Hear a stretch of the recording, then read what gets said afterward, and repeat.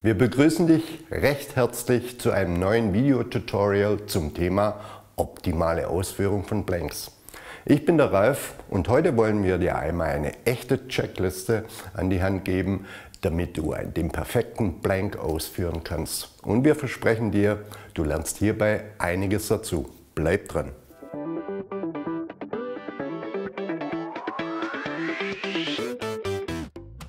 Als Trainingstherapeut bin ich ständig auf der Suche nach neuen Übungen, die man leicht überall und an jedem Platz der Welt ausführen kann.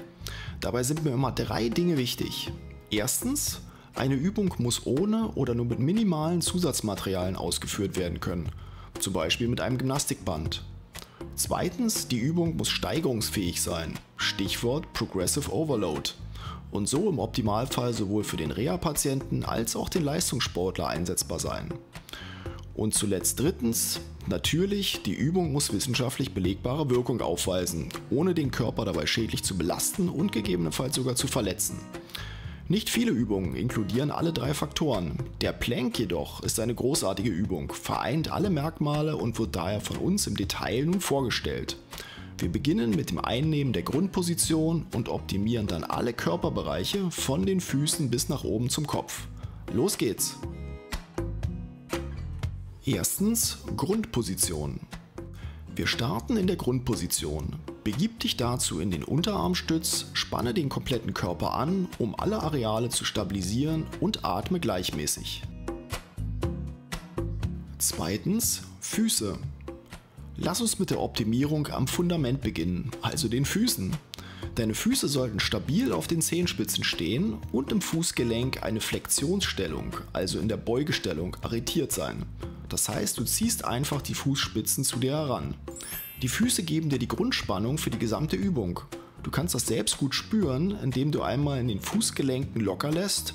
Ein Spannungsaufbau über den Körper hinweg ist dann nämlich fast unmöglich. Drittens, Beine. Die Beine müssen während des Plank immer komplett gestreckt sein, um so die Muskelschlingen verzahnen und die Kräfte übertragen zu können. Ein Streckverlust in den Beinen sorgt sehr schnell für einen Ausfall der Stabilität im Körper und damit in der gesamten Übung. Viertens, Gesäß, Becken und unterer Rücken. Im Beckenbereich werden die meisten Fehler gemacht. Anstelle einer schlaffen Beckenkippung, dem sogenannten Anterior Pelvic Tilt, ist es wichtig, hier eine Beckenaufrichtung, den sogenannten Posterior Pelvic Tilt, durchzuführen und auch ständig beizubehalten. Durch diese Beckenaufrichtung wird die Gesäßmuskulatur gezielt angesteuert und hilft dabei, das Becken stabil zu halten. Weiterhin wird dadurch ein Hohlkreuz vermieden. Aber achte jedoch zusätzlich darauf, dass dein gesamtes Becken nicht zu hoch in die Luft gestreckt wird, weil so auch Spannung verloren geht und das wollen wir ja nicht. Fünftens, Brustwirbelsäule. Der nächste Abschnitt in der muskulären Kette ist der Bereich der Brustwirbelsäule oder kurz BWS. Hier ist es für die Stabilität wichtig, dass du eine sogenannte Protraktion der Schultern ausführst. Das heißt, du drückst während des Planks vom Gefühl her einfach deinen mittleren Rücken fest nach oben zur Decke. Dies ist notwendig, um den Schultergürtel zu stabilisieren und wichtige Muskeln wie den vorderen Sägemuskel, also den Musculus serratus anterior, anzusteuern. Dieser hält nämlich die Schulterblätter eng am Brustkorb, eine Bewegung, die im Alltag nicht aktiv trainiert wird. Aber auch hier gilt es aufzupassen. Das heißt, bei der Ausführung bitte nicht zu sehr in die Rundung gehen und zudem auch die Schultern dabei nicht nach oben zum Kopf ziehen. Das würde nämlich zur Verspannung des Nackens beitragen.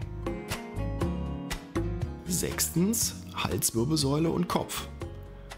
Der nächste Bereich ist die HWS, also die Halswirbelsäule, und der Kopf.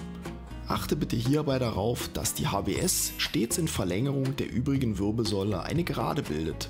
Dein Kopf passt sich dieser Linie an, indem du ganz leicht ein Doppelkinn machst und so die tiefen Halsbeuger aktivierst. Siebtens, Unterarme. Der letzte Fokus richtet sich auf deine Unterarme. Achte darauf, dass du diese immer parallel aufsetzt und deine Schultern dabei nicht nach innen rotierst. Das Gegenteil sollte eher der Fall sein, Außenrotation. Denn die Außenrotation gibt den engen Strukturen im Schultergelenk mehr freien Raum zum Bewegen. So, nun kannst du den perfekten Plank ausführen. Hast du etwas dazugelernt? Das hoffen wir auf jeden Fall. Hier noch ein abschließender wichtiger Tipp für Fortgeschrittene. Der Plank ist keine Übung nur für Anfänger, absolut nicht. Aber du musst natürlich wissen, wann und wie du hier Progression und Overload, also systematische Steigerung, aufbauen kannst, um dadurch Kraft und Muskelwachstum weiter aufzubauen.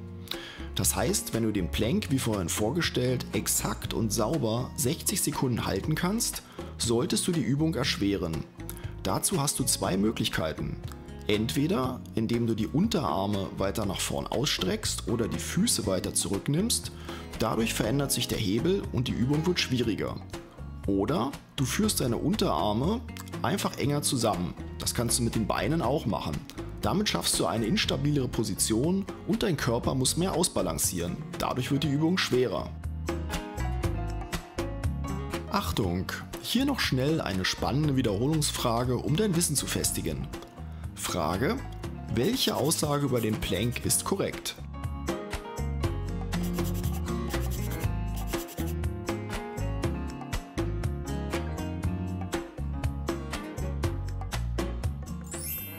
Na, richtige Antwort ausgewählt?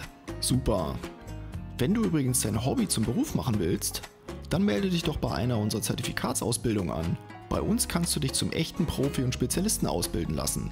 Alles zu 100% online, ohne Vorkenntnisse und das Beste, du kannst jederzeit starten. Cool, oder?